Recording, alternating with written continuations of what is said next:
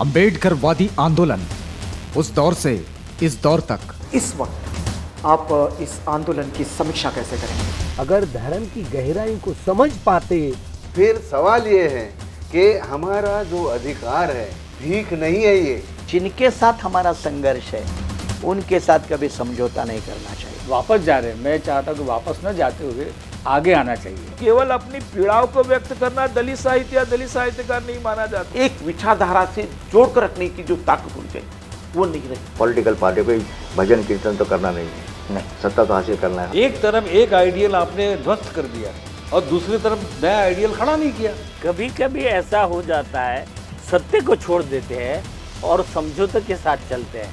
ये तब पता चलेगा आपको जब आप उसके जड़ में जाओगे, और जड़ कहीं और है। निगेटिव अप्रोच ज़्यादा है, पॉजिटिव अप्रोच कम है। मैं चाहता हूँ हर मोबाइल में अम्बेडकरिज्म का मैसेज जाए थ्रू सोशल मीडिया। क्या आंदोलन का मतलब रस्म निभाएगी हो गया है? मतलब जिसमें आप मैं क्या बोल रहा था, क्या ये दोनों क्या आंदोलन सिर्फ किस्सा कहानियों का विषय है? क्या तीर मारे हैं उन्होंने? नेताओं का ईगो, ये मेरे दृष्टि से। लेकिन मैं क्या कह रहा था, लेकिन मैं आप टहनियों पर और फिर जड़ों के बदलने की बात नहीं हो रही। कितनी आशाएं, बदलाव की कितनी संभावनाएं हैं आंदोलन की स्थिति में? धम्म या धर्म को भी ये पॉलिटिकल एंगल से देखिए। भविष्य अगर किसी को बनाना है तो अपने मुट्ठी में होता है, अपने हाथ में होता है। कहां है इस वक्त अंबेडकरवादी आंदोलन? देखिए, अंबेडकरवादी आंदोलन उस दौर से इस दौर तक। अंबेडकरवादी आंदोलन उस दौर से इस दौर तक कार्यक्रम में आपका स्वागत है। और इस कड़ी में इस वक्त मेरे साथ हैं अंबेडकरवादी आंदोलन में जिनका नाम बड़े अदब से लिया जाता है, मतलब प्रबोधन के क्षेत्र में और मुद्दों की समझ के क्षेत्र में। जी हाँ, इस वक्त हमारे साथ हैं भारत मुक्ति मोर्चा के राष्ट्रीय अध्यक्ष और जिनकी पहचान बामसेफ से जाती है, बामसेफ के राष्ट्रीय अध्यक्ष माननीय वामन मेश्राम साहब। परिचय के बिल्कुल मोहताज नहीं है, हम सब सीधी बातचीत के जरिए उनसे जुड़ जाते हैं। सर, जय भीम। कार्यक्रम में आपका स्वागत है। इस समय हम लोग अंबेडकरवादी आंदोलन, जो कि पोस्ट अंबेडकर ईरा में जो आंदोलन आता है, आपको क्या लगता है? एक 60 साल का समय होता जा रहा है, 6 दशक एक बड़ा समय होता है, पर बाबा साहब नहीं है, लेकिन उनका आंदोलन, उनकी समझ, उनका मार्गदर्शन, ये सब लेकर ये आंदोलन आगे बढ़ता है। आप इसका मूल्यांकन इस वक्त कैसा कर पा रहे हैं? सबसे पहले तो पोस्ट अम्बेडकराइट आंदोलन में जी बड़ी बड़ी गलतियां हुई है। मतलब कैसे? सबसे बड़ी गलती तो ये हुई है कि बाबा साहब अम्बेडकर ने 1955 को जी शेड्यूल कास्ट फेडरेशन नाम का जो संगठन उन्होंने बनाया था, जी हाँ, उस संगठन को उन्होंने पॉलिटिकल ऑर्गन के तौर पर उपयोग किया था। जी, उस वक्त में, उस समय में। बाद में संविधान लागू होने के बाद जी उन्होंने नई रणनीति बनाने का निर्णय लिया। अच्छा। और उस नई रणनीति को अंजाम तक पहुंचाने के लिए रिपब्लिकन पार्टी बनाने का निश्चय किया। जी जी। तो उसके लिए उन्होंने शेड्यूल कास्ट फेडरेशन को cease as a political organisation, ऐसा रेजोल्यूशन 1955 को नासिक में पास किया। जी जी। ये documentary evidence source material on untouchable movement जी जो महाराष्ट्र सरकार ने पब्लिश किया है, उसमें ये एविडेंस है। जी। अगर ये एविडेंस है तो 3 अक्टूबर 1957 को बाबा साहब अम्बेडकर के मृत्यु होने के लगभग 10 महीने बाद रिपब्लिकन पार्टी की स्थापना घोषित की गई, जो दीक्षा भूमि से हुई। हाँ, जो 3 अक्टूबर 1957 को घोषित हुई। जी। तो बहुत सारे रिपब्लिकन पार्टी के लोग ये कहते हैं कि बाबा साहब अम्बेडकर रिपब्लिकन पार्टी के संस्थापक है। हिस्टोरिकली ये गलत बात है। उनके मृत्यु के 10 महीने बाद रिपब्लिकन पार्टी की स्थापना हुई। बहुत सारी बातें शायद जी। मैं जो बोलूंगा तो चौंकाने वाली लगेगी, क्योंकि मैं तो डॉक्यूमेंट्री एविडेंस के आधार पर बोल रहा हूँ। जी हाँ, और ये बात तो सच भी है। 3 अक्टूबर 1957 को रिपब्लिकन पार्टी की स्थापना हुई और बाबा साहब आम्बेडकर का मृत्यु 1956 को हो चुका था। वही स्थापना में रिपब्लिकन पार्टी या पूर्व के शेड्यूल कास्ट फेडरेशन के जो नेता थे जी, उन नेताओं ने मिस्टेक नहीं की बल्कि ब्लंडर किया। अब ब्लंडर और मिस्टेक में आप लोगों को अंतर समझ में आ रहा होगा। जी। लेकिन उसको अधिक स्पष्ट रूप से थोड़ा अगर कहा स्पष्ट जाए तो करना चाहता हूं कि मिस्टेक जो छोटी मोटी गलतियां होती है उसको मिस्टेक कहते हैं। ब्लंडर जो है उसको बहुत बड़ी हिमालयन गलती, जी, उसको ऐसा हम कह सकते हैं। तो इसके लिए अंग्रेजी में एक शब्द प्रयोग किया जाता है, ब्लंडर। ज्याला मराठीमध्ये आपण घोडचूक म्हणतो।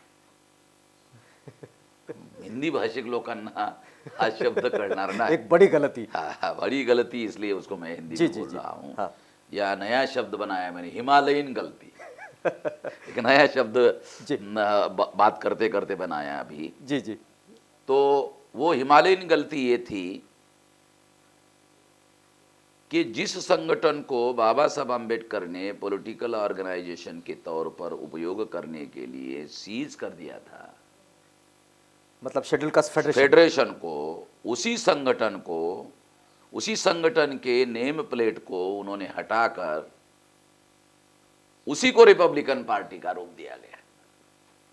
ये केवल गलती नहीं थी, ये हिमालयन गलती थी, ब्लंडर था। ऐसा क्यों मानते हैं लेकिन आप? ऐसा मानने के पीछे मौलिक कारण है जी। वो मौलिक कारण ये है कि बाबा साहब आम्बेडकर ऐसा मानते थे कि जो शेड्यूल कास्ट फेडरेशन नाम का संगठन है जी, उसकी एक इमेज बनी है। वो इमेज है शेड्यूल कास्ट लोगों का संगठन, और महाराष्ट्र में वो महारो का संगठन। तो जब हम चुनाव में जाते हैं तो बाबा साहब आम्बेडकर ने कहा कि दूसरे लोग हमको वोट नहीं डालते और हम भी दूसरों को नहीं डालते। ओह, तो लिमिटेड वोट के आधार पर चुनाव नहीं जीता जा सकता। ये तो लोकतंत्र है। इसलिए दूसरों को वोट देना भी होगा और दूसरों से वोट लेना भी होगा तो चुनाव हम जीत सकते हैं। इतनी समझ प्रौढ़ मताधिकार लागू होने के बाद हर लीडरशिप में होनी चाहिए जी। तो बाबा साहब में थी। तो इसलिए बाबा साहब आम्बेडकर ऐसा सोचते थे कि इसकी जो इमेज बिल्ट हो गई है, ये इमेज भविष्य में बहुसंख्य लोगों का समर्थन हासिल करने के लिए अवरोध खड़ा करती है। इसलिए इस इमेज से मुझे अब अलग हटना होगा और बहुसंख्यांक लोगों का समर्थन हासिल करना होगा। एससी, एसटी, ओबीसी, जी, माइनॉरिटी, जो उन्होंने ओपन लेटर लिखा हुआ है कवाड़ी जी, जिसका मतलब उल्लेख जिस करते पर रिपब्लिकन पार्टी की स्थापना कवाड़ी जी की जिसका बात की जाती है। हाँ, और कवाड़ी जी बात तो करते हैं, हाँ, मगर करते हुए कुछ उस लेटर के अनुसार उस पर अमल करते हुए दिखाई नहीं देते। बात करते हैं ओपन लेटर की, मगर उस पर अमल करते हुए दिखाई नहीं देते।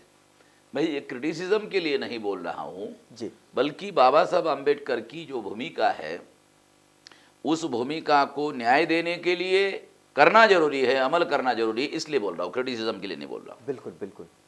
तो ब्लंडर ये हुआ कि शेड्यूल कास्ट फेडरेशन की जो नेम प्लेट है उसको बदल दिया गया और उसके जगह रिपब्लिकन पार्टी का नेम प्लेट लगा दिया गया। ये इस आधार पर कह रहा हूँ कि ये ब्लंडर है कि वो बहुसंख्य लोगों का समर्थन हासिल करने के लिए जी, जो रणनीति उन्होंने बनाई थी 26 जनवरी 1950 को संविधान लागू होने की वजह से जी, जी, और संविधान में प्रौढ़ मताधिकार का सिद्धांत स्वीकार होने की वजह से जी, एससी को, एसटी को, ओबीसी को, माइनॉरिटी को, सभी को वोट का अधिकार मिलने की वजह से उसमें बहुसंख्य लोगों का समर्थन हासिल करने की कोशिश हमको करनी चाहिए।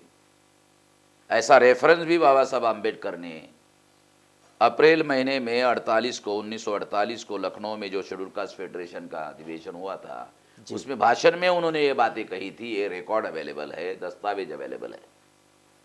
तो बाबा साहब आम्बेडकर खुद उस पर अमल करना चाहते थे और इसके लिए उन्होंने 3 मेजर कोशिश की।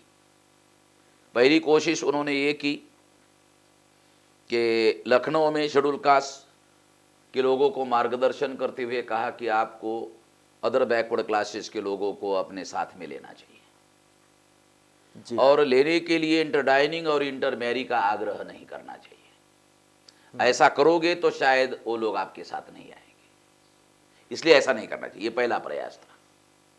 दूसरा प्रयास उन्होंने आर्यल चंदापुरी, जो पटना में बैकवर्ड क्लास फेडरेशन के जनरल सेक्रेटरी थे ऑल इंडिया के, जी, उनके साथ मिलकर करने की कोशिश की।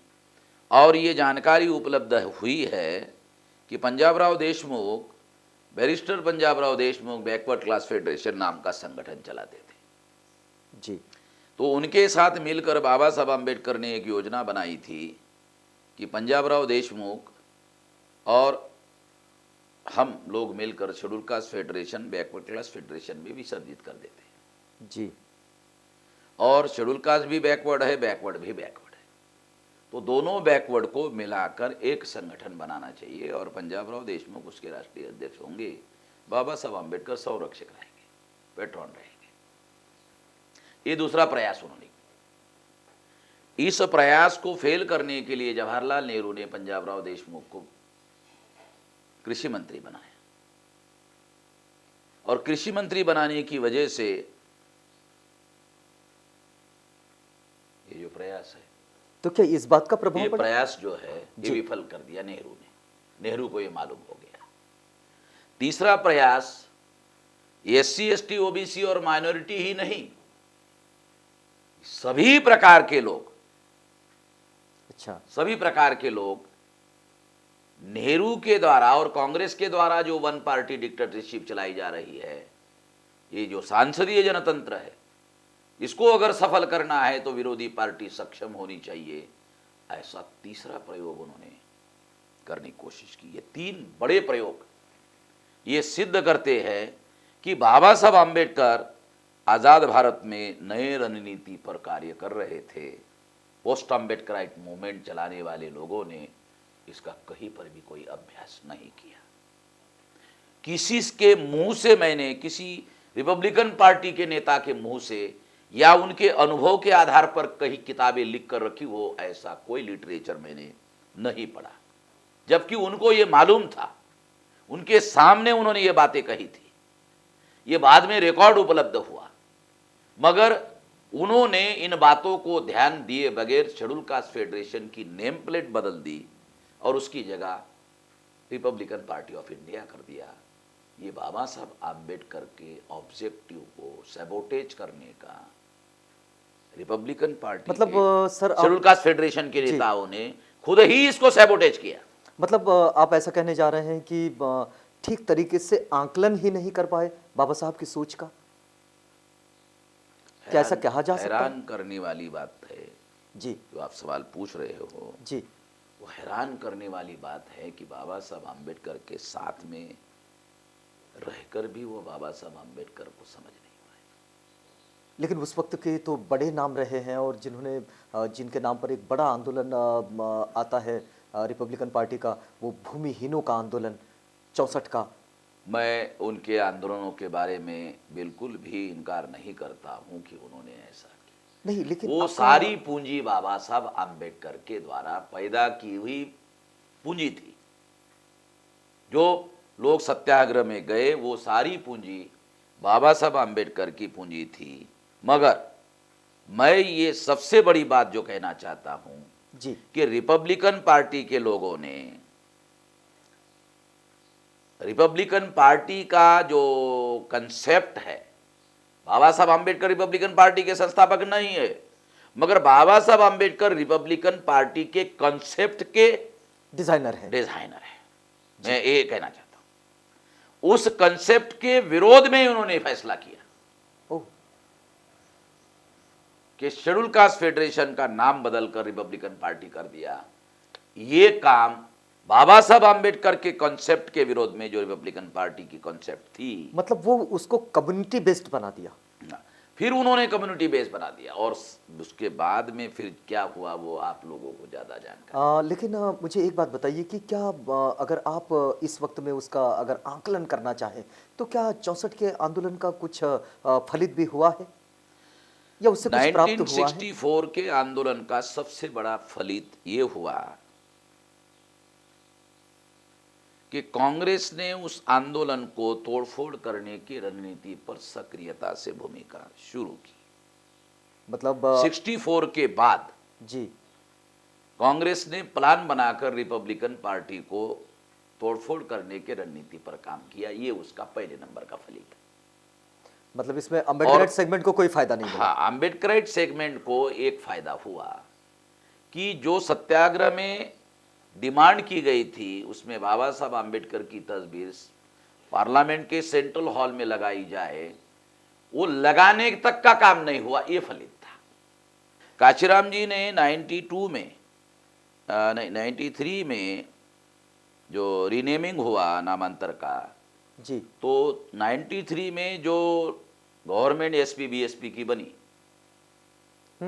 यूपी में, जी उसकी वजह से शरद पवार को पैरामिलिट्री फोर्स लगाकर नामांतर करना पड़ा।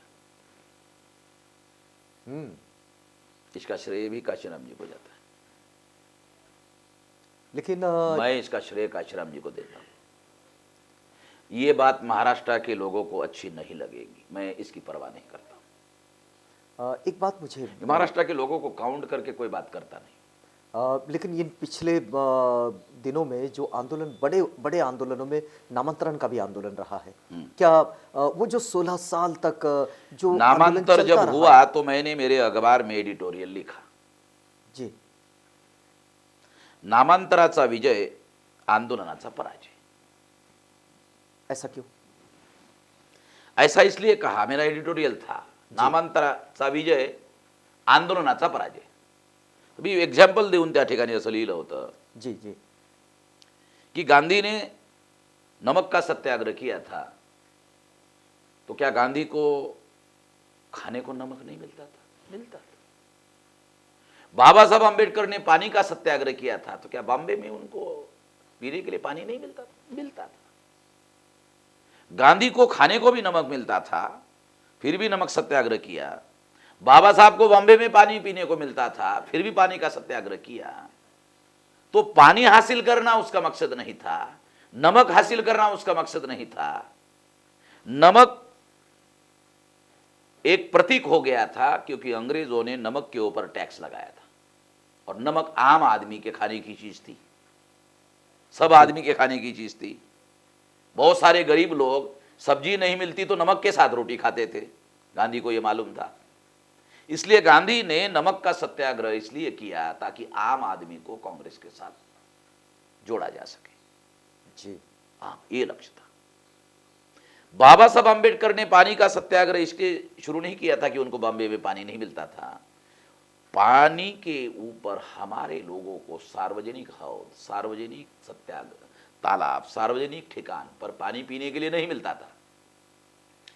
तो ये अधिकार हमारे लोगों को मिलना चाहिए। राव साहेब बोले के द्वारा जो प्रस्ताव बॉम्बे काउंसिल में पास किया गया था, वो कानून तो बना दिया गया था, मगर वो व्यवहार में लागू नहीं था। उसको व्यवहार में लागू करने के लिए बाबा साहब आम्बेडकर ने चौदार तालाब का सत्याग्रह किया था, ताकि ये सिद्ध कर सके कि जो कानून में हमको अधिकार है वो व्यवहार में भी हमको अधिकार है। ये सिद्ध करने के लिए बाबा साहब आम्बेडकर ने अछूतों का ये सत्याग्रह शुरू किया था। तो वो सत्याग्रह पानी पीने के लिए नहीं था, तो हमारे समान अधिकार प्रस्तापित करने के लिए, व्यवहार में प्रस्तापित करने के लिए वो अधिकार था। नामांतरण के आंदोलन में ये बात नहीं। नामांतर आंदोलन में नामांतर हो गया तो इन्होंने माना हमारी विजय हो गई। नामांतर आंदोलन के पीछे आंदोलन को ब्रॉडन द बेस, एका जातीपुरतं किंवा एक जाति के लिमिटेड ये जो आंदोलन हो गया था, उस आंदोलन को ब्रॉडन द बेस करने के लिए यह आंदोलन होना चाहिए था। और अगर ये आंदोलन ब्रॉड बेस करने के लिए सफल होता तो मैं ऐसा मानता कि ये नामांतर की भी विजय है और आंदोलन की। अच्छा, लेकिन मगर ये आंदोलन चलाने वाले जो लोग थे, ये चलाने वाले लोग जिसमें हम लोग ऐसा देख रहे हैं कि उसको चलाने का सेंटर पूना में ब्राह्मणों के नियंत्रण में था, समाजवादी ब्राह्मणों के नियंत्रण में। तो ये एक प्रकार से गुप्त एजेंडा था कि बाबा साहब आंबेडकर को जाने के बाद इस आंबेडकराइट मूवमेंट को टेक ओवर किया जाए।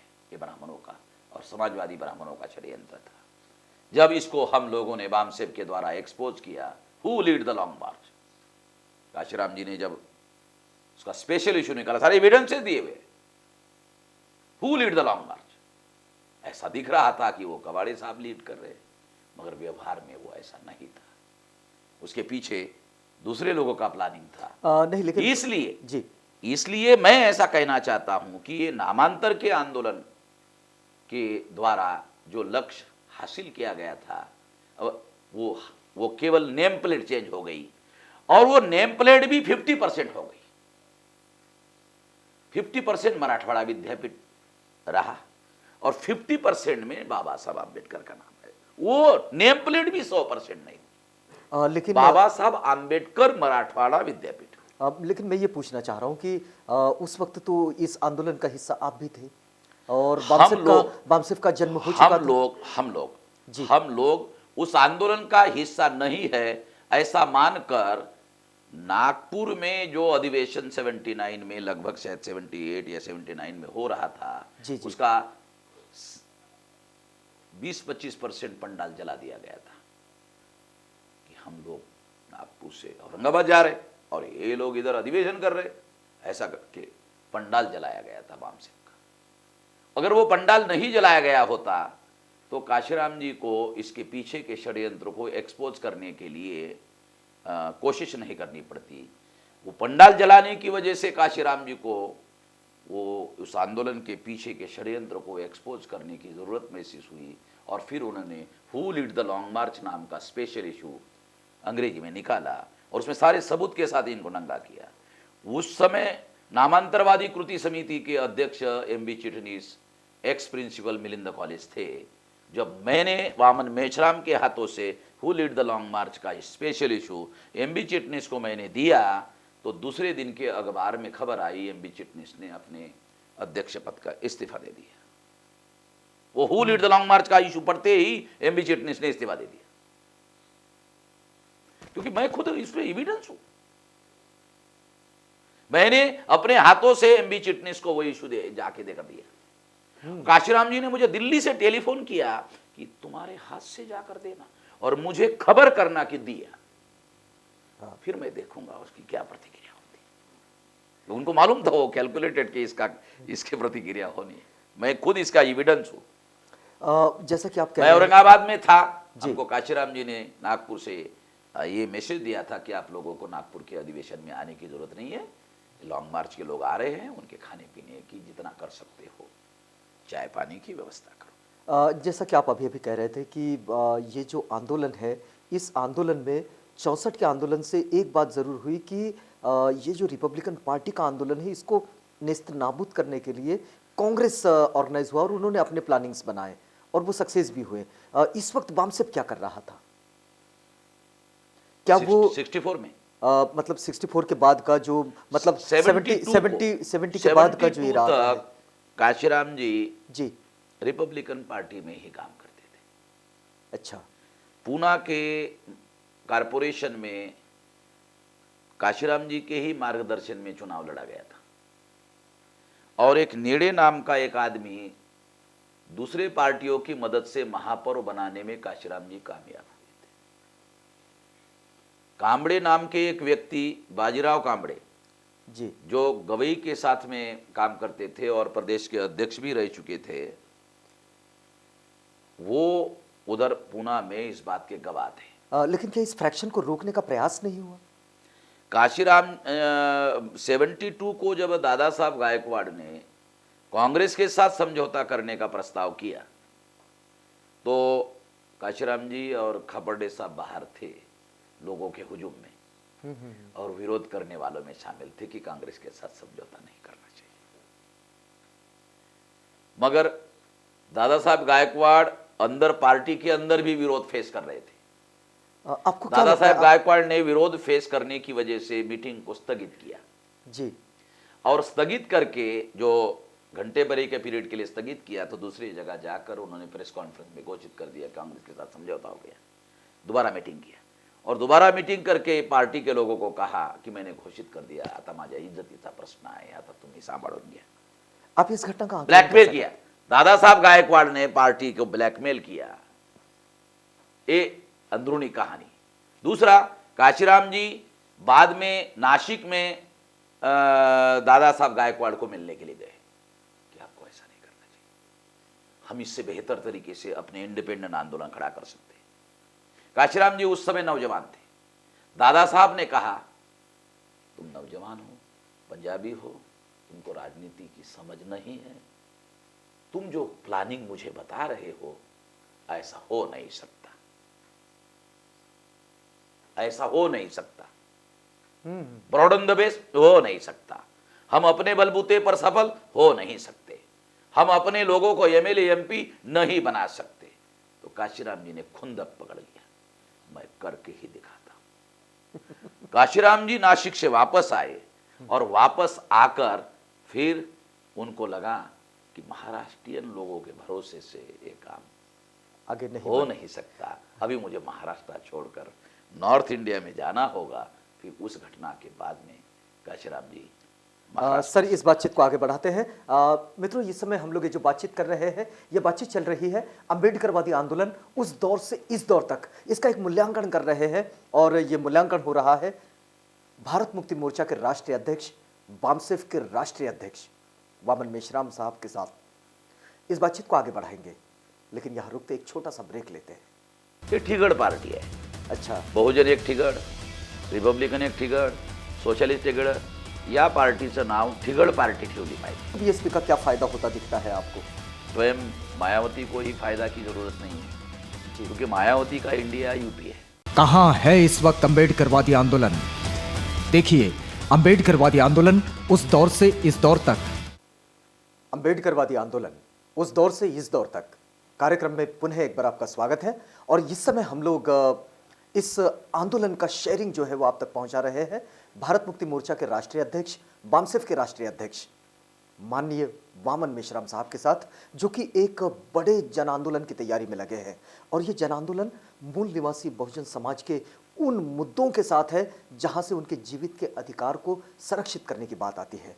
लेकिन इस समय इस आंदोलन की जो स्थिति उसके पूर्व से उसके वर्तमान तक जिस तरह से आ रही है और इस चूक को सुधारने का कितना अवसर इन सारे लीडरशिप के पास, इस सारे सेगमेंट में, इन सारे कार्यकर्ताओं के पास है, इस पर एक छोटा सा शेयरिंग आपके पास पहुंचा रहे हैं। सर, आप कहने जा रहे थे कि कांशीराम जी इस बात पर, इस निर्णय पर आ गए कि महाराष्ट्र से ये काम नहीं हो पाएगा, इसके लिए उत्तरी भारत की ओर जाना होगा जहां इसके लिए एक बेहतर ज़मीन की तलाश की जा सके।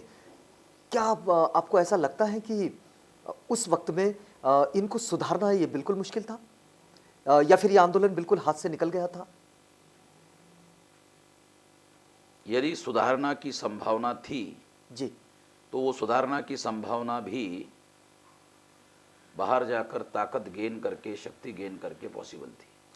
मतलब एक आइडियल खड़ा करके एक शक्ति महाराष्ट्र के बाहर जाकर खड़ी की जाए, जी, सफल करके दिखाया जाए और सफलता का मॉडल लेके फिर वापस महाराष्ट्र में आया जाए। अच्छा, तो ऐसा प्रयास करने की कोशिश हुई और उसका खास तौर पर महाराष्ट्र के नौजवानों पर बहुत गहरा असर पड़ा। अच्छा, बल्कि कांग्रेस के लोगों को सफलता हासिल करने के बाद 15 मार्च को शायद 93 को काशीराम जी का जन्मदिन था और 15 मार्च को बड़ी रैली सरकार बनाने के बाद बड़ी रैली शिवाजी पार्क पर रखी गई थी काशीराम जी की। जी, तो शरद पवार मुख्यमंत्री थे। तो शरद पवार को लगा कि वहाँ सरकार बनाने के बाद काशीराम जी का जन्मदिन जो है मार्च मनाया जा रहा है, अगर महाराष्ट्र का यूथ जो कांग्रेस के ऊपर नामांतर की वजह से नाराज है, तो वहाँ पर उन्होंने कहा कि मैं सरकार बनाकर बहुत सारी चीज़ कर दूंगा, ये नामांतर भी कर दूंगा। तो इस वजह से वो यूथ जो है वो काशीराम जी की तरफ आ सकता है, डाइवर्ट हो सकता है। तो शरद पवार ने पैरामिलिट्री फोर्सेस लगाकर नामांतर करवा दिया ताकि उस यूथ को काशीराम जी के आंदोलन के तरफ डाइवर्ट होने से रोका जा सके। और मैं इसलिए कह रहा हूं कि शरद पवार ने पैरामिलिट्री फोर्सेस लगाकर आंदोलन नामांतर किया। लेकिन ये बात तो 77 में भी हो सकती अगर थी। पैरामिलिट्री फोर्सेस लगाकर नामांतर किया तो ये नामांतर वो पहले भी कर सकता था, जब 77 में इसकी घोषणा हाँ हुई। पहले भी कर सकता था, मगर शरद पवार ने यूपी में एसपी बीएसपी की सरकार बनने के बाद में पैरामिलिट्री फोर्स लगाए। इसलिए मैं इसका संबंध जोड़ रहा हूं, मेरे पास में संबंध जोड़ने की वजह है जी। लेकिन मुझे ये बात बताइए कि उसी दौरान दलित पैंथर का भी नाम लिया जाता है कि वो भी अपने आप में एक बड़ा संगठन, बड़ा मजबूत संगठन रहा है। आज भले ही वो बहुत सारे बिखराव की स्थिति से गुजर रहा हो, लेकिन उस वक्त ये बड़ी अच्छी भूमिका में रहा। आपका क्या मानना है? दलित पैंथर के रेफरेंस में ये कहा जा सकता है कि वो एक एट्रोसिटीज के प्रतिक्रिया में शुरू किया हुआ आंदोलन था। उसका और प्रतिक्रिया करवाने के पीछे पूना के समाजवादी ब्राह्मण थे और उसके लिए जिन नेताओं को उन्होंने सामने किया था, उन नेताओं को इनके मैगजीन्स में पब्लिसिटी दी गई थी। अच्छा, वो साधना पेपर समाजवादी ब्राह्मण चलाते थे। अच्छा, हाँ, आज भी चलाते, उस समय भी चलाते थे, आज भी चला रहे। उसमें उसका आर्टिकल छापा था, तो एक प्लानिंग का हिस्सा था। वो प्लानिंग का हिस्सा ये था कि रिपब्लिकन पार्टी जो है वो 72 के बाद में कांग्रेस के अलायंस में आई, तो उनके नेता डिस्क्रेडिटेड हो रहे थे, तो उसके जगह न्यू लीडरशिप इस्टेब्लिश की जाए और न्यू लीडरशिप इस्टेब्लिश करके उनको अपने नियंत्रण में रखकर चलाया जाए। ऐसी रणनीति पूना के ब्राह्मणों ने बनाई थी। उसके तहत ये सारा कार्यक्रम चल रहा था। इसलिए जो आप बोल रहे हो जी कि ये एक बड़ा संगठन था वगैरह वगैरह, जी जी, तो उसका बैकग्राउंड हिस्ट्री अगर देखा जाए तो ये बात, मतलब उसने इस बात को सही नहीं कहा जा सकता। वो अम्बेडकरेट आंदोलन को क्या कुछ आगे बढ़ाने में कोई भूमिका निभा पाया? आपको लगता है ऐसा? क्योंकि इस वक्त तो बहुत बड़े बिखराव से गुजर रहा है। दलित पैंथर आज दलित पैंथर का नाम परिवर्तन होकर रिपब्लिकन पार्टी हो गया है। वो तो हम देख रहे हैं, क्योंकि रिपब्लिकन पार्टी के पुराने नेता खत्म हो गए लगभग। अब आखिरी जो नेता था गवई साहब, गवई साहब तो कांग्रेस के ही वास्तव में नेता थे। कांग्रेस ने कभी भी दूसरे पार्टी के नेता को गवर्नर नहीं बनाया, मगर गवई साहब को बनाया। तो गवई साहब को बनाने का मकसद यह था कि गवई साहब ने जिंदगी भर कांग्रेस का काम किया, पार्टी रिपब्लिकन चलाई, मगर काम गवई साहब ने कांग्रेस का, निष्ठावंत कांग्रेस की तरह किया, ईमानदारी से किया। लेकिन इनके बिखराव की क्या वजह क्या रही होगी? बिखराव की वजह ये एक जाति का संगठन बनने की वजह से, और जाति का संगठन बनने से लिमिटेड सपोर्ट बेस होने की वजह से, लिमिटेड बेस के आधार पर राजनीति में सफलता हासिल नहीं की जा सकती। एक बार दो बार कोशिश करने के बाद सब विफलता मिलती है, और विफलता मिलने की वजह से फिर इनके मन में भावना आती कि हम कांग्रेस के सपोर्ट के बगैर चुनाव जीत नहीं सकते, तो हमको उसके साथ जाना होगा। यही बात दादा साहब गायकवाड़ के दिमाग में थी, यही बात रिपब्लिकन पार्टी के लोगों के दिमाग में थी, यही बात आज के रिपब्लिकन पार्टी के जो नेता है वो लोग भी यही कहते हैं कि कांग्रेस के सपोर्ट के बगैर हम चुनाव जीत नहीं सकते, मगर कांग्रेस के जाने के बाद भी वो जीत नहीं सके। लेकिन क्योंकि कांग्रेस के लोगों ने जी जी जी हारी, गारंटेड हारने वाली सीटें वो इनको देते थे। शिवसेना बीजेपी के लोगों ने भी इनको हारने वाली गारंटेड सीटें दी। एक एक बात मैंने रिपब्लिकन पार्टी के वर्तमान नेताओं के बारे में ये बात कही जी कि रिपब्लिकन पार्टी के नेता राजनीति में काम करते हैं, उनको सब कुछ समझ में आता है मगर राजनीति समझ में नहीं आती। सब समझ में आता है, राजनीति समझ में नहीं आती। उनको सबसे ज्यादा राजनीति समझ में आनी चाहिए क्योंकि वो राजनीति में है, मगर उनको सब समझ में आता है, राजनीति समझ में नहीं आती। लेकिन एक बात जो मैं समझने का जो प्रयास कर रहा हूं आपके वक्तव्यों से, जैसा कि आप कहने जा रहे हैं कि ये लोग जातिगत व्यवस्था में फंस गए, किसी एक जाति की पार्टी बना दिए और इसके कारण रिपब्लिकन आंदोलन जो है वो एकदम बिखराव की स्थिति में आ जाति एक जाति का एक जातियों community का भी का, नहीं, एक जाति। कम्युनिटी का एक आंदोलन हुआ, उस वजह से बाद में ये सब कास्ट में कन्वर्ट हुआ। लेकिन मैं अगर तो दूसरा जाति चीज़ के अगर- आधार पर हुआ, उसकी संख्या कम हो गई सपोर्ट की। जी जब वो सब कास्ट में कन्वर्ट हुआ तो और ज्यादा छोटा हो गया, तो और ज्यादा विफलता का कारण है। मगर सबसे बड़ा कारण जोल्ट बाबा साहब आम्बेडकर के इंडिपेंडेंट आंदोलन को सबसे ज्यादा अंदरूनी कमजोर करने का काम अगर किसी एक मुद्दे ने किया तो वो है जॉइंट इलेक्टोरेट। जॉइंट इलेक्टोरेट ने इस आंदोलन को अंदर से सबसे ज्यादा कमजोर किया, क्योंकि जो बाबा साहब आम्बेडकर के लैंग्वेज में कहा जाए, मतलब इसको हम पुनः पैक्ट का दुष्परिणाम हाँ, कहें। पुनः पैक्ट का जो दुष्परिणाम है उसमें जॉइंट इलेक्टेड के द्वारा शेड्यूल कास्ट के, शेड्यूल ट्राइब के जो लोग चुनकर जाने लगे, तो चुने हुए एमएलए और एमपी को लोगों ने अपना नेता स्वीकार किया और आंदोलन में लड़ाई लड़ने वाले आरपीआई के नेताओं को अपना नेता मानना धीरे धीरे धीरे धीरे धीरे धीरे कम कर दिया। परिणामतः ये आंदोलन बिखर गया। इसका पहले नंबर का जो पोस्ट आम्बेडकराइट मूवमेंट में जो मेजर रीजन है, जी इस आंदोलन को पहले डिस्करेज किया गया, फिर डिस्ट्रॉयड किया गया। लेकिन यही स्थिति हम बहुजन कॉन्सेप्ट के साथ भी देख रहे हैं, बहुजन कॉन्सेप्ट के क्योंकि साथ वहां भी में, बहुत सारा विभाजन है। हाँ, बहुजन कॉन्सेप्ट के आधार पर जी विभाजन होने से भी इसके सफलता की संभावना बरकरार है। उसका कारण है जी बहुजन समाज पार्टी में कई लोग बिखर कर निकले और वो कहाँ गायब हो गए उसका कोई पता नहीं चला। और जब तक काशीराम जी रहे उसका एक उसी धड़े को लोग सही मानते रहे और सपोर्ट करते रहे। ऐसा रिपब्लिकन पार्टी के साथ में नहीं हुआ। एक बात खास नोंद करने वाली है। दूसरी एक और बात है, बामसेप के बहुत सारे धड़े हैं, ऐसा लोग बोलते हैं। जी जी कई लोगों ने कहा मेश्राम साहब आपके 2 धड़े हैं।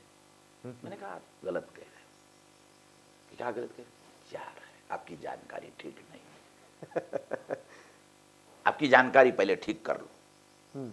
तो जो मैं हूं वो 99.99 में हूं और बाकी सब लोग बाकी में हैं। मेरा कोई एतराज नहीं है, रहे खुशहाल रहे।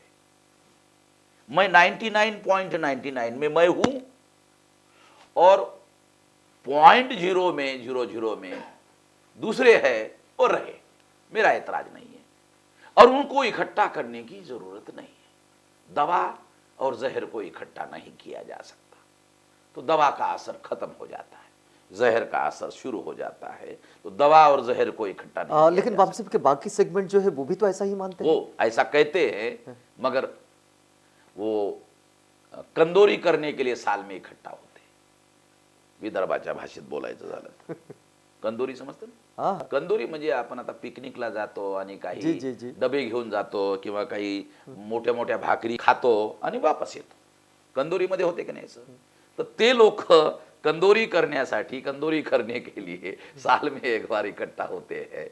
तो उसका खर्चा मैं देने के लिए तैयार हूं, मगर उनको और मैं इकट्ठा नहीं लाना चाहता, क्योंकि वे दवा और जहर को इकट्ठा नहीं ला सकता। एक दूसरी बात जो आप ही के वक्तव्य से आई है, आप कहते हैं कि बहुजन पॉलिटिक्स में जो बिखराव हुआ उसमें ऐसा नहीं हुआ कि बीएसपी से कोई निकला और उसकी कोई पार्टी बन गई, या फिर जैसा आरपीआई में ऐसा होता रहा कि सबके अपने अपने गुट्स बने। लेकिन हम तो देखते हैं कि वहाँ से निकले हुए लोगों की अपनी पार्टियाँ हैं। बहुजन मुक्ति पार्टी भी तो उसी में का एक हिस्सा है। बहुजन मुक्ति पार्टी बहुजन समाज पार्टी से निकली हुई पार्टी है, ऐसा मुझे नहीं लगता। मगर इसका जवाब देने के लिए मैं बंधा हुआ नहीं हूँ, बहुजन मुक्ति पार्टी के नेताओं को इसका जवाब देने के लिए कहना चाहिए, मगर जो तथ्य मेरे पास में है वो बहुजन मुक्ति पार्टी से निकले हुए लोगों ने बहुजन मुक्ति पार्टी बनाई। नहीं, बहुजन आंदोलन से ही तो समाज पार्टी से निकलकर उन्होंने बहुजन मुक्ति पार्टी नहीं बनाई। नहीं, अभी हम लोग ये बहुजन सोशलिस्ट रिपब्लिकन पार्टी देखते हैं, वो भी वहीं से बहुजन समाज पार्टी से आए हैं। बहुजन ये ठिगड़ पार्टी है। अच्छा, बहुजन एक ठिगड़, रिपब्लिकन एक ठिगड़, सोशलिस्ट ठिगड़, या पार्टीचं नाव ठिगड़ पार्टी ठेवली पाहिजे। क्या लेकिन ये बहुजन समाज पार्टी से निकला हुआ धड़ा आपको नहीं लगता है? तो उन्होंने मायावती ने शायद माने को निकाला क्या, वो अभी मुझे जानकारी नहीं। नहीं, वो एक और बात हो सकती है, लेकिन हमारी चर्चा की बात यह है बीएसपी का क्या फायदा होता दिखता है आपको? स्वयं मायावती को ही फायदा की जरूरत नहीं है जी, क्योंकि मायावती का इंडिया यूपी है। मायावती का जो इंडिया है वो यूपी है। UP is India and India is UP. UP के बाहर मायावती का कोई विजन नहीं है। यूपी के बाहर के बारे में, दूसरे स्टेट के बारे में मायावती कभी बोलती हुई, रणनीति बनाती हुई दिखाई नहीं देती, बल्कि वो जब महाराष्ट्र में आती है तो यूपी के बारे में बोलती है, हरियाणा में जाती है तो यूपी के बारे में बोलती है, पंजाब में जाती है तो यूपी के बारे में बोलती है, मध्य प्रदेश में जाती है तो यूपी के लिए बोलती है, छत्तीसगढ़ में जाती है तो यूपी के बारे में बोलती है। तो मायावती का यूपी इंडिया है, मायावती का इंडिया यूपी है। तो फिर ये समझ में आ रहा है मायावती का इंडिया ये जो बहुजन राजनीति है, ये राजनीति कहाँ ले जाएगी अम्बेडकरवादी आंदोलन को? क्या अब बहुजन समाज पार्टी का जो ब है वो ब्राह्मण समाज पार्टी में रूपांतरित हो गया। नहीं, वो एक और बात हो मेरा गई, ऐसा मानना। लेकिन अगर हम ये भी एक पोस्ट अम्बेडकर जी जी बिल्कुल बिल्कुल, अगर हम बहुजन मुक्ति ये पार्टी जो भी बी कहें- है, हाँ। ये बी फॉर बहुजन था, ये बी फॉर ब्राह्मण हो गया है। अभी बीजेपी की दिल्ली में सरकार आने के बाद कई मुद्दों पर मायावती ने बीजेपी का समर्थन किया। मिश्रा को सेक्रेटरी बनाने के लिए कुछ शर्तें उसमें अवरोध खड़ा कर रही थी, तो राज्यसभा में कुछ समर्थन हासिल करने की जरूरत थी, मायावती ने समर्थन किया। कम से कम 3 मुद्दों पर मायावती ने समर्थन किया। अभी 2014 के बाद राज्यसभा में तो फिर इस आंदोलन में कितनी आशा देख रहे हैं आप? कुछ लोगों ने बहुजन मुक्ति पार्टी के लोगों को पूछा कि बहुजन समाज पार्टी होने के बावजूद भी आपने बहुजन मुक्ति पार्टी क्यों बनाई? तो उन्होंने पूछने वालों को सवाल पूछा, रिपब्लिकन पार्टी होने के बावजूद भी काशीराम जी ने बहुजन समाज पार्टी क्यों बनाई? इसका जो जवाब काशीराम जी ने दिया था वही जवाब बहुजन मुक्ति पार्टी हमने क्यों बनाई। वो जवाब काशीराम जी ने ये दिया था कि अगर रिपब्लिकन पार्टी के लोगों ने बाबा साहब आम्बेडकर को जो अभिप्रेत था, अगर वो करने का काम किया होता तो मुझे ये करने की जरूरत नहीं थी। वही बात बहुजन समाज पार्टी के लोगों ने अगर अपनी मूल भूमिका का त्याग नहीं किया होता तो शायद बहुजन मुक्ति पार्टी के लोगों को बहुजन मुक्ति पार्टी बनाने की जरूरत नहीं होती। ऐसा जवाब बहुजन मुक्ति पार्टी के लोगों ने उनको दिया। जी बिल्कुल, हमने उनका भी एक इंटरव्यू किया था, तो मुंह बंद हो गया जी, लॉजिकली बंद हो गया उनका मुंह। नहीं, लेकिन मैं ये पूछना चाह रहा हूँ कि इसमें आशाएं कितनी देख रहे हैं, क्योंकि 2006 में आपने ऐसा कहा था उम्मीद पर कि- दुनिया कायम है, कभी भी उम्मीद नहीं छोड़नी चाहिए। जो लोग उम्मीद छोड़ देते हैं वो सुसाइड करते हैं। नहीं, लेकिन जैसे 2006 में आप एक बड़े जन आंदोलन की तैयारी की बात कर रहे थे, वो अभी तक हो नहीं पा रहा है। आपको क्या लगता है कि ये जो सारी हम लोग नहीं, ये जो सारी स्थिति है, क्या ये प्रभावित करती है इन चीजों को? निश्चित रूप से प्रभावित करती है, और हम कभी भी ऐसा नहीं मानते कि सारी परिस्थितियां हमारे लिए अनुकूल है। मगर बीजेपी कांग्रेस का जो गठबंधन है, गुप्त गठबंधन है, ये गठबंधन कांग्रेस जाती है तो बीजेपी आती है, बीजेपी जाती है तो कांग्रेस आती है। काचराम जी की भाषा में नागनाथ जाता है तो सापनाथ आता है, सापनाथ जाता है तो नागनाथ आता है। ये जो खतरनाक स्थिति है, इस खतरनाक स्थिति के विरोध में तीसरा कोना खड़ा करना बहुत जरूरी है। तीसरा कोना काशीराम जी ने खड़ा किया था, वो तीसरा कोना काम नहीं कर रहा है। जब काशीराम जी जिंदा थे तो सरकार को अटल बिहारी की गिरा दिया था, तीसरा कोना था। काशीराम जी कहा करते थे कि मुझे मजबूत सरकार नहीं चाहिए, मजबूर सरकार चाहिए। मजबूर सरकार हमारे वंचितों के लिए जी काम कर सकती है। मजबूत सरकार अपना ही एजेंडा चलाती है।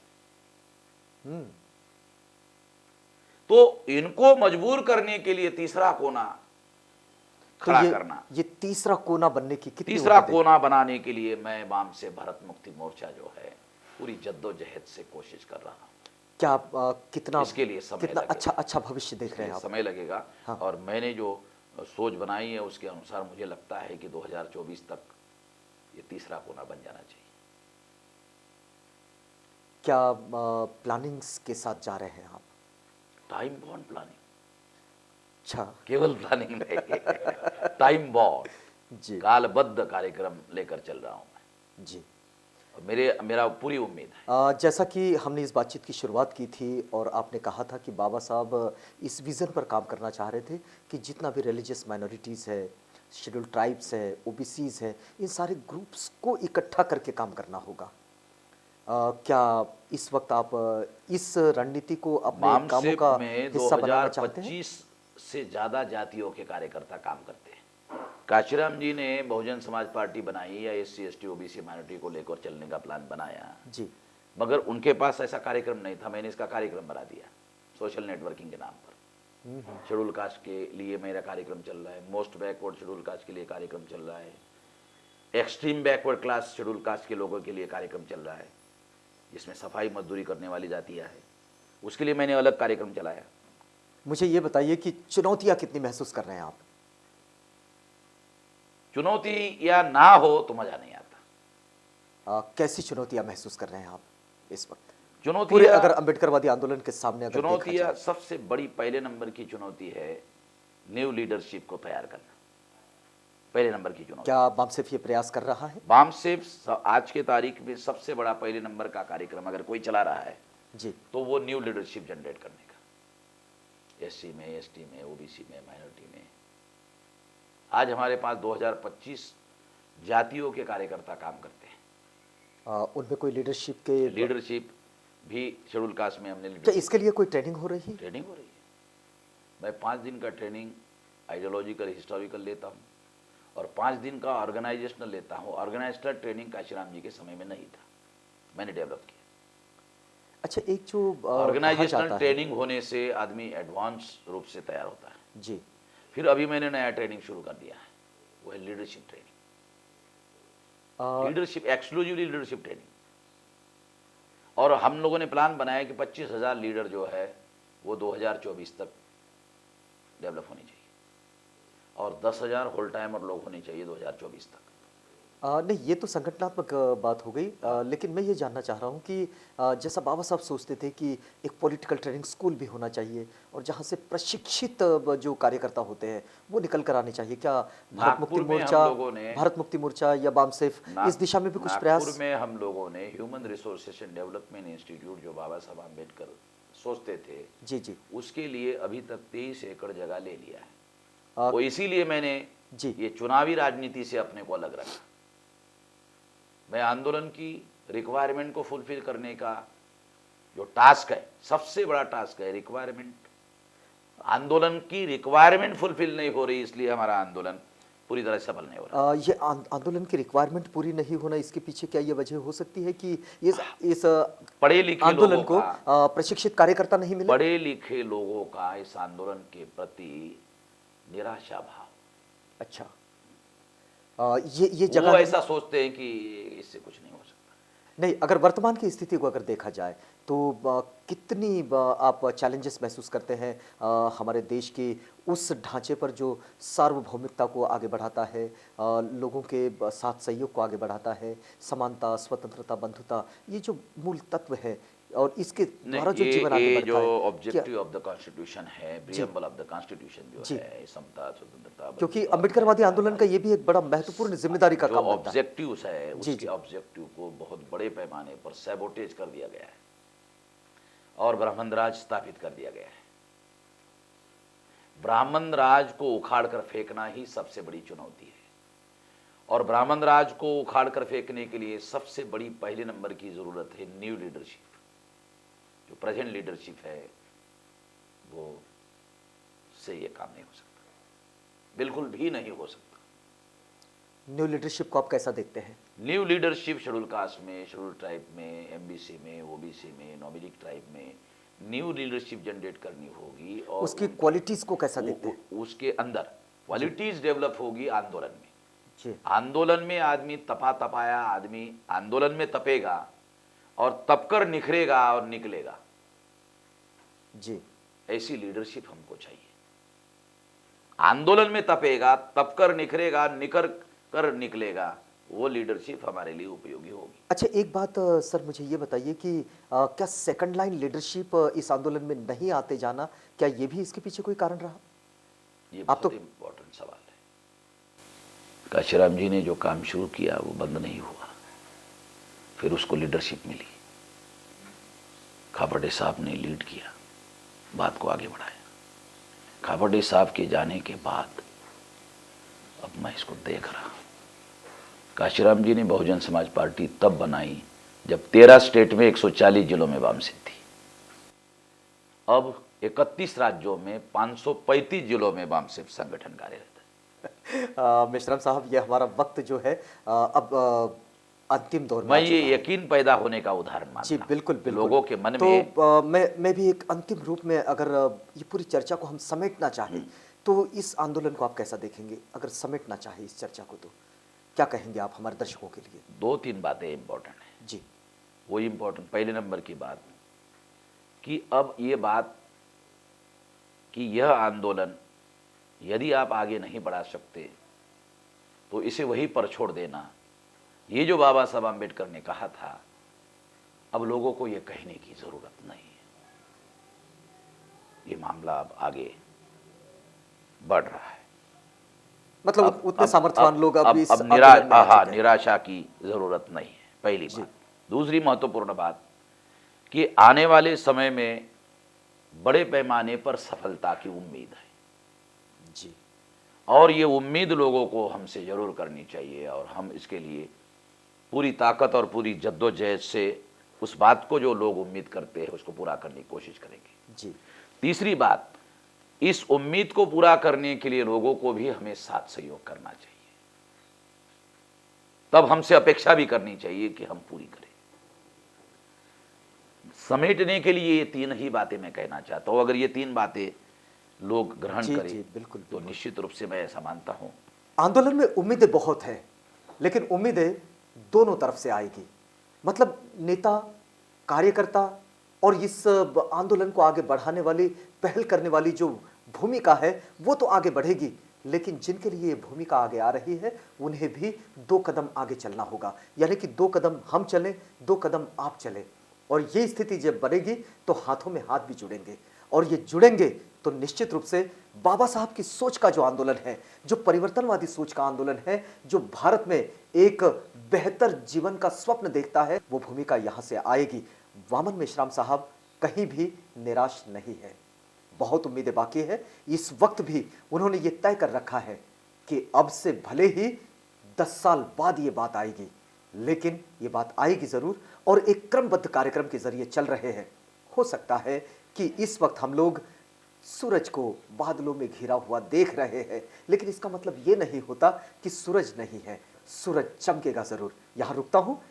अंबेडकरवादी आंदोलन उस दौर से इस दौर तक इस कार्यक्रम में, लेकिन इसी कार्यक्रम में आपको पुनः एक ऐसे व्यक्तित्व से मिलाऊंगा जो व्यक्तित्व अंबेडकरवादी आंदोलन को ऊंचाई तक ले जाने के लिए जूझ रहा है। तो यहाँ रुकते हैं। मेश्राम साहब, आप हमारे साथ आए, हमसे बातचीत की, इस पूरी बातचीत के लिए आपका बहुत धन्यवाद। मित्रों, यहाँ रुकते हैं। मेरी तरफ से भी आप धन्यवाद बने आप रहिएगा लोगों को। आवाज इंडिया के साथ।